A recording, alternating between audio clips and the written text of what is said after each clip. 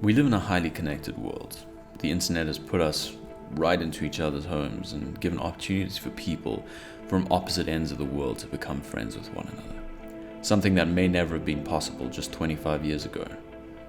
And yet we seem to be more divided than ever, be that politically, racially, by gender, age, and even interests. We tend to find groups that we self-identify with and stick to them, fearing to venture out and seeing people not in your group as enemies. Without face-to-face interactions, we're never truly introduced to people's ideas and opinions. We see everything as caricatures as we stick to forums and groups which further ingrain the ideas we hold until they become radical. This is the downside of the internet: tribalism.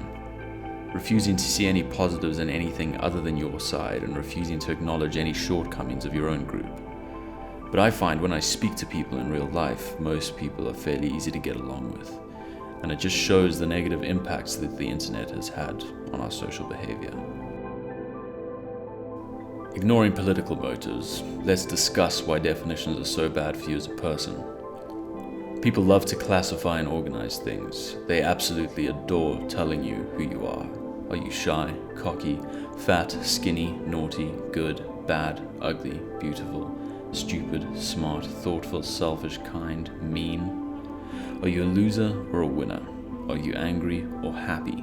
People will tell you who you are from a young child, and this will help shape you and reveal to yourself who you are, because as kids we lack the self-awareness to truly understand who we are. But congratulations, you're an adult now. You can figure it out for yourself, but for some reason people don't stop telling you who you are, and you continue to listen. But these people don't know you. You're an ever-changing, evolving creature, hopefully learning from your mistakes and becoming better. But they don't know that. The problem is that people define you based on their previous experiences with you. And it takes a lot of work to change those definitions people give you and create a completely new image. It can be done, but it's difficult. And the problem with these people giving you these definitions is that you start to believe them. When people bring up your weaknesses, you start to say, yeah, I guess that's just how I am. And that is just how you are, because you believe it. As Henry Ford said, if you think you can do a thing or think you can't do a thing, you're right.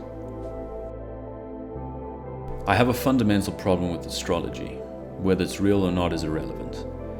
The problem is it puts people into a box, and if they believe that that box is real, it's impossible to escape.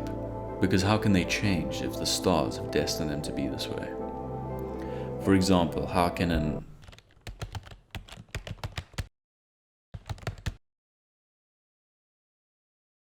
Aquarius decide to be more extroverted and outgoing when they think they're introverted because the stars told them to be? With that mindset, you've lost the fight before you even decided to throw a punch. I'm technically a Leo, and a lot of people give credit to my confidence because of that. But in reality, I had to work for 18 years to be able to look people in the eye or even speak to strangers. I changed. The idea that people's personalities are set in stone is an absurd one to me. We're very aware that one can learn new things and increase their knowledge. You're not limited by the knowledge you had as a child. We're not all infants running around in grown bodies. And most people are fully aware that you can change your body composition, lose fat, put on muscle, increase strength or cardiovascular endurance. But people who believe themselves incapable of this, once again, never do. Because you won't put in effort to change something you don't think can be changed. And even with these things, people think personality and temperament are something unchangeable. And that just isn't true.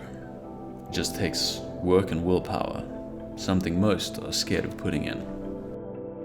Now let's think about a brick in a wall. Maybe another brick in the wall.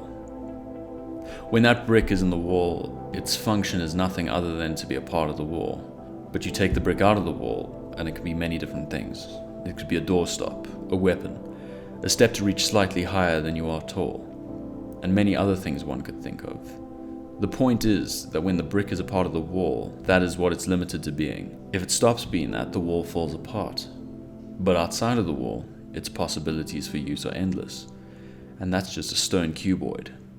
And people are far more versatile and special than that. You need to abandon the idea that you can even be categorized. Anytime someone says something that you don't want to be, ignore it. Tell yourself the opposite.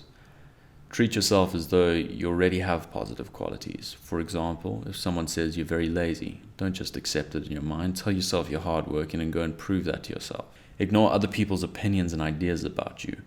The only person who should have the power to influence your self-belief is you.